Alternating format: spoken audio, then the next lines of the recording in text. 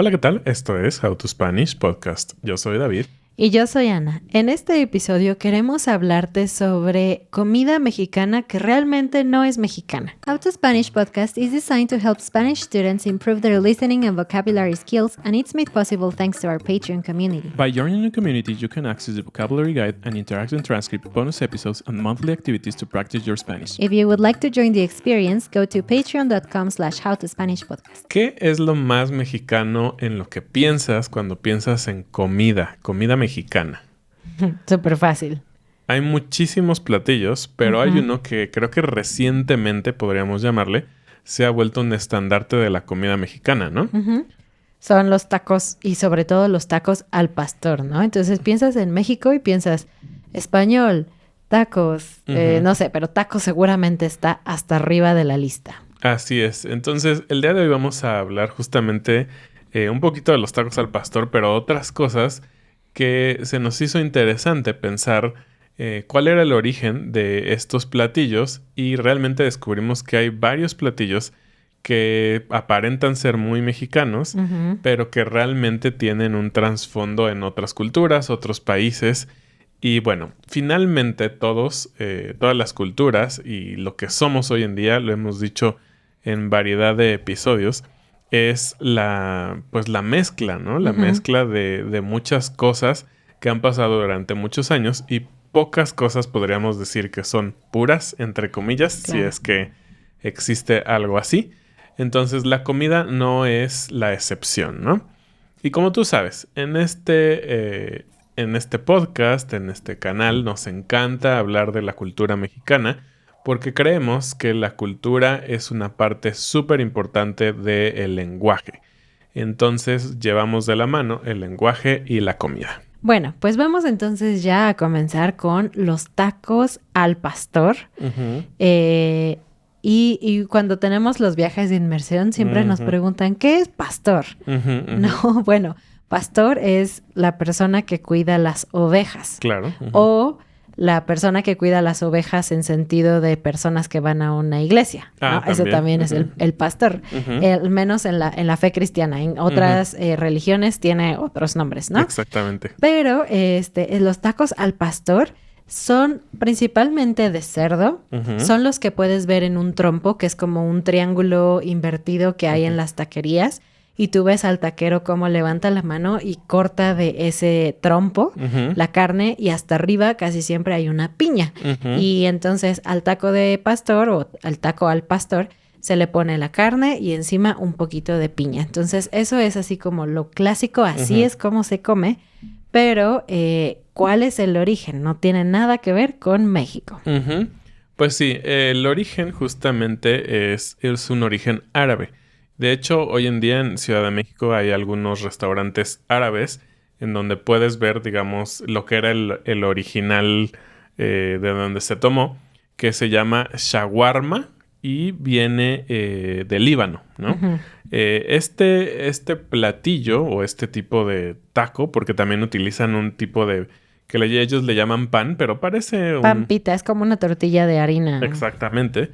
Llegó por inmigrantes libaneses al estado de Puebla en los años 1920 al 1930 porque hubo una gran inmigración de libaneses, ¿no? Que se establecieron en Puebla.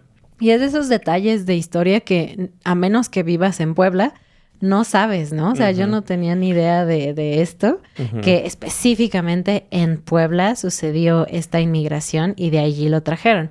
Pero ya después, en el año 1966, ya en Ciudad de México se transformó esta idea porque se usaba cordero originalmente, pero el cordero es caro, no es muy común aquí en México. Entonces se decidió hacer un cambio de la carne de cordero a carne de cerdo, que era mucho más accesible, más fácil. Y además se utiliza un adobo de chiles porque somos México. mexicanos. Y en tortilla de maíz. Entonces, realmente los tacos al pastor son la versión tropicalizada, mexicanizada de estos tacos de origen libanés. Y es muy interesante porque hoy en día los tacos al pastor están en todas partes de México. No son un plato exclusivo del centro del país, aunque interesantemente surgieron en Ciudad de México, como ahorita dijo Ana. Y también si lo piensas, es un plato nuevo. Es un plato que tiene unas décadas de existir como lo conocemos hoy y se ha vuelto muy popular, muy tradicional, si podemos llamarle tradicional. Pero tenemos platillos tradicionales de la cultura mexicana que tienen siglos y que se siguen comiendo, ¿no? Como los moles y todo esto. Solo me parece muy interesante que este platillo relativamente nuevo está como en, no sé, en el top 3, en los 3 principales platillos que se reconocen a nivel mundial. Y se ha tratado de localizar exactamente cuál fue el origen en Ciudad de México del taco al pastor, como lo conocemos, y se llegó a que se atribuye a una señora que se llama Concepción Cervantes o Doña Conchita, que fue la que fundó El Tizoncito, que sigue siendo una taquería popular en la Colonia Condesa en Ciudad de México. Y ella fue la que le puso este achiote y la piña y todo esto en 1966.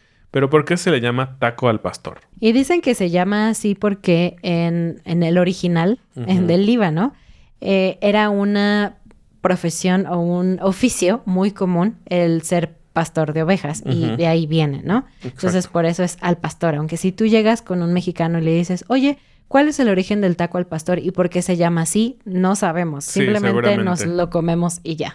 Exactamente. Y vamos con el segundo platillo que se siente como una gran tradición mexicana.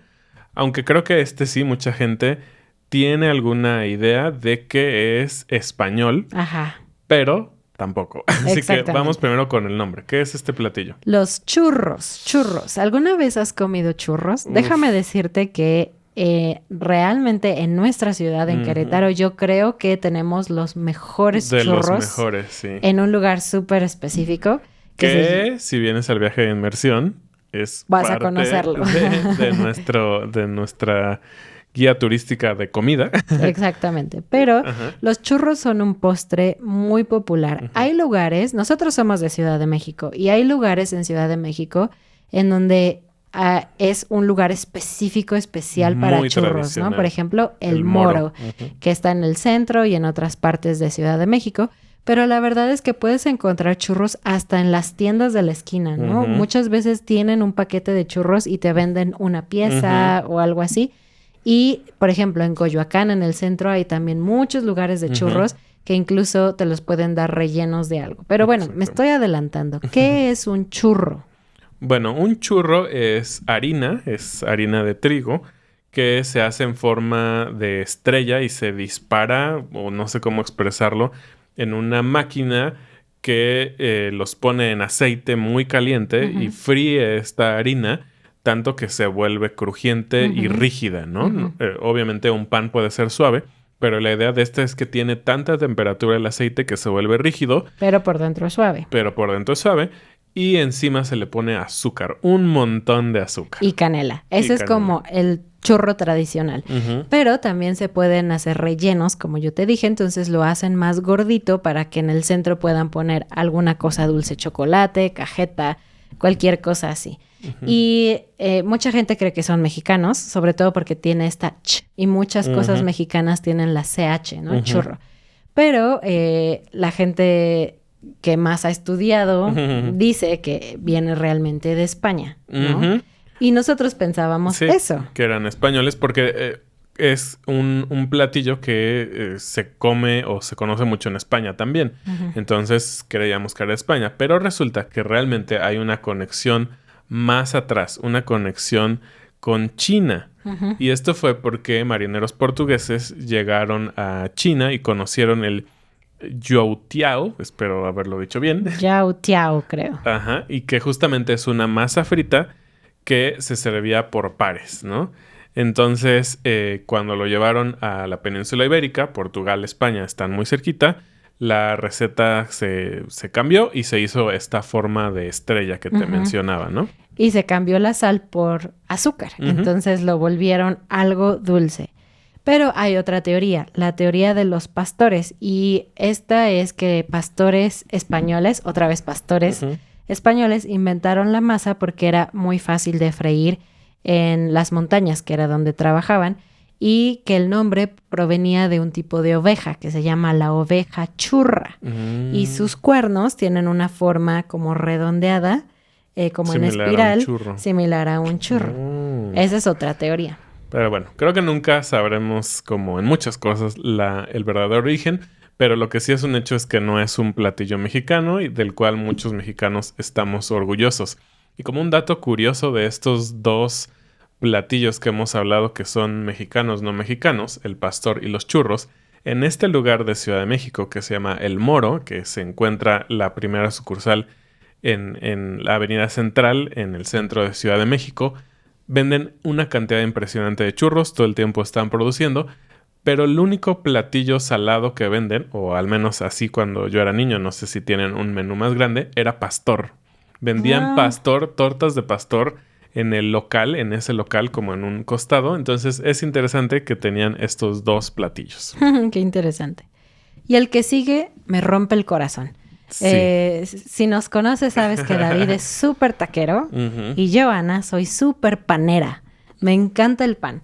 Y el pan dulce es algo muy tradicional mexicano. Puedes encontrar panaderías en todos lados. Sí. Y de hecho, por generaciones, la gente a veces solamente cenaba un pan dulce con leche. O desayunaban. O desayunar solamente un pan dulce con café, lo cual es súper poco saludable. No te lo recomiendo, pero finalmente es una parte importante. Por ejemplo, pienso en mi abuelita y pienso en pan dulce, porque a ella le encantaba, era todo un tema, ¿no? Familiar, el pan. Incluso tenemos memes y chistes que tienen que ver con pan dulce, como de quién se comió tu pan dulce y odias a ese miembro de la familia por comerse tu pan, etcétera. Entonces... Sí. Y solo quiero agregar aquí que está tan incrustado en nuestra cultura que no solo hay panaderías en casi cada esquina en muchas colonias, pero en muchas colonias hay personas que van a las panaderías, los ponen en un triciclo, ¿cómo se llama? En unas grandes canastas y los llevan por las calles. Es decir, tienes la posibilidad de comprar en una panadería o que llegue a tu casa el pan. Así de fuerte es como esta cultura del pan en México. Y en cada supermercado también siempre hay pan dulce. Es posible un área comprarlo. Enorme. Exactamente. Pero realmente es de herencia francesa, ¿no? Y sí sabemos que el pan, digamos, salado tiene una línea muy directa con Francia, pero yo no sabía que incluso el pan dulce venía de allá, ¿no? Entonces, antes de la llegada de los españoles aquí a México, no existía el pan. Nuestra dieta se basaba puramente en maíz. Sí, es muy interesante que no teníamos trigo y no teníamos vacas y por lo tanto no teníamos lácteos. Entonces, estas dos cosas que son fundamentales en nuestra dieta, leche y pan, o echarle leche al cafecito con el pan, no hubiera existido si no hubiera llegado pues esta herencia europea a México. Sí, entonces pues ahí empezó el tema del pan, pero el pan dulce realmente explotó, digamos, su popularidad en México durante un periodo que se conoce como el Porfiriato en el siglo XIX. Por ahí tenemos un episodio sobre Porfirio Díaz, si fue un dictador o un héroe. Fue un episodio en donde hicimos un debate, David y yo. Es muy interesante, así que puedes buscarlo. Que por cierto, en nuestra página howtospanishpodcast.com hay una lista de episodios y ahí puedes encontrar otras opciones. Pero bueno, el punto es que este señor era súper fan de lo francés. De hecho, todo hubo un crecimiento de arte, de arquitectura, de un montón de cosas inspiradas en Francia durante este periodo porque el presidente era súper fan, ¿no? Entonces, la panadería no era la excepción, así que empezó a producirse mucho pan inspirado en Francia. Por ejemplo, el uso del hojaldre, que no era común. Y el pan brioche. Y el pan brioche. De hecho, uno de los panes más tradicionales en la repostería, bueno, no repostería, panadería mexicana, perdón, sería la concha, ¿no? Que es este pan, la mitad de un círculo o de una esfera, podríamos llamarle, que tiene azúcar como parte de la decoración. Básicamente parece la concha de una tortuga. De hecho, por eso creo que se llama más bien concha de mar, ¿no? Una concha de mar o el caparazón de una tortuga. Sí. Pero la parte de arriba es azúcar sólida como cortada en cuadritos.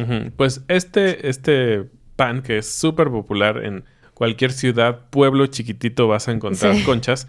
Está basado en el pan brioche francés y encima se le hizo esta parte del azúcar que representaba justamente las conchas del mar esta cosa de la tortuga, porque era parte muy importante de la arquitectura de ese tiempo, ¿no? Entonces, pues sí, es algo bastante heredado, pero finalmente tropicalizado también. Bueno, eso es en cuanto a platillos, pero ahora también nos encontramos que hay algunos ingredientes que tú dirías, no, esto claramente es mexicano. Uh-huh. Por ejemplo, ¿cómo se comen los tacos en México? La tortilla de maíz, la carnita, limón, salsa, cebolla y... Cilantro. Este ingrediente que es... Unos aman y otros odian, que unos piensan que sabe a jabón. Uh-huh. Que no te preocupes, amigo, ya descubrieron que es parte del ADN, no es que no te guste algo tan importante para México, simplemente tu cuerpo no está diseñado para recibir el cilantro. Pero tú dirías, el cilantro es básico, no solo en los tacos, se usa en muchas recetas salsas, mexicanas. En un montón de cosas. Prácticamente cualquier salsa lleva cilantro. Uh-huh. Podemos hacer pollo en salsa de cilantro. O sea, en serio guacamole con básico cilantro en nuestra gastronomía. Si no hay cilantro, no hay comida. Pero no viene de México. Realmente el cilantro es nativo del Mediterráneo y del norte de África. Y llegó acá con los españoles. Uh-huh. Antes se utilizaban algunas hierbas que de hecho todavía en algunos lugares, especialmente taquerías justamente, se sigue usando, pero muy, muy poquito. Sí, al menos, por raro. ejemplo, en Querétaro jamás lo he visto como en Ciudad de México. Y una de estas es el pápalo. El pápalo es una hierba como redondita con un sabor fuertísimo. Sí, sabe fuertísimo. Si tú comes pápalo solo, te queda la lengua como escaldada y con un sabor muy fuerte. Y también el quelite o quilite, que ese se usa todavía en algunas regiones de Michoacán y así para algunas cosas. Pero sí, realmente no teníamos cilantro y para mí también es algo muy impactante porque piensas en un taco de pastor que ya dijimos, bueno, no es tan mexicano, lleva su cilantro, cebolla y eso. El cilantro tampoco es tan mexicano, es como estamos matando nuestra identidad. Exactamente. Y la otra cosa es la flor de Jamaica. El agua de Jamaica no tiene... Bueno, no pensamos que tenga que ver con el país Jamaica, simplemente es el agua de Jamaica.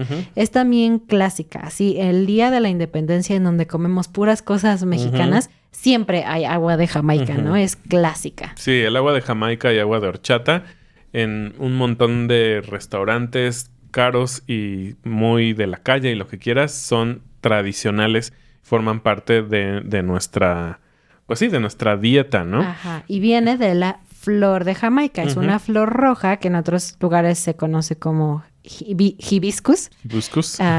Y bueno, lo que hacemos es que hervimos la flor en agua hasta que suelta todo el color y el sabor rojo y después se mezcla con más agua y con azúcar. Y bueno, esta flor no viene de México tampoco y es originaria de África tropical, es decir, Egipto, Sudán y Senegal.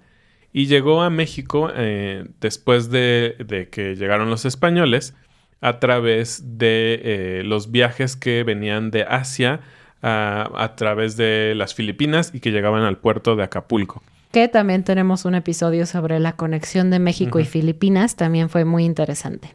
Así es. Entonces, pues sí, no es tan mexicano. Y hablando justamente de estas dos bebidas que es la jamaica y la horchata, la horchata está basada en arroz, ¿no? Sí. Es una bebida de arroz. Ajá, con canela, con un poco de leche, con azúcar.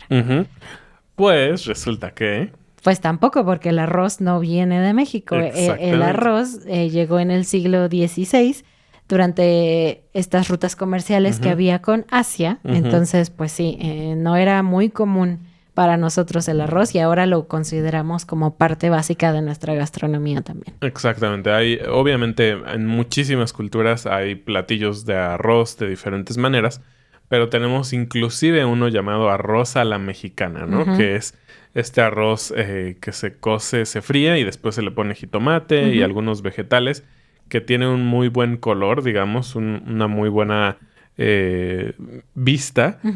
pero que tiene un sabor muy específico y tú lo recuerdas como esa comida familiar y que hacía tu abuelita y como si fuera, pues sí, realmente parte de nuestra historia. Y pues bueno, la materia prima importante del arroz tampoco es mexicano. Y bueno, obviamente México no es la única nación que le pasa esto. Seguramente en comida de todo el mundo tenemos orígenes compartidos. Así que, ¿por qué no nos cuentas en tu país qué es como una comida que todos dirían, esta es la comida de mi país? Uh-huh. ¿Y por qué no te pones a investigar en español un poquito cuál es el origen de ese platillo? Y después puedes venir a los comentarios y contarnos un poco también. Así es, pues esperamos que te hayamos abierto el apetito un poquito. Sigue pensando que estos platillos son súper mexicanos porque como mexicanos creemos que lo son. Eso es todo por este episodio. Como siempre, muchas gracias y nos vemos la siguiente semana. Adiós.